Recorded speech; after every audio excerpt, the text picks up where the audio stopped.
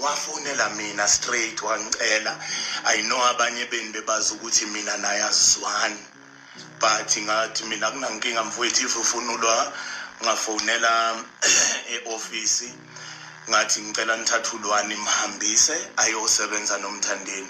Angisiboni isidingo sokuvimba ingane ukuthi ikhule yenze izinto ezifunayo naye umfowethu uMthandeni ukuthi asebenze nolwa. Asasingekho isidingo sokuthi ngimbambe even if mhlambe abanye bende they think asizwani. Why ngamnika ulwapho if mina naye sasingazwani? It's because ayikho into personal kimi naye, uyangiunderstand. Ngokwazi kwami umfowethu ngiyamhlonipha, even noma ngihlangana naye emashowini siyakhuluma sixoxe sincoke, ngimtshele ngithi uyadelela kanje singcokele siphume lapho, you understand. So kungiphatha kabi ukuthi akhuluma amagama ukuthi mina ngangithi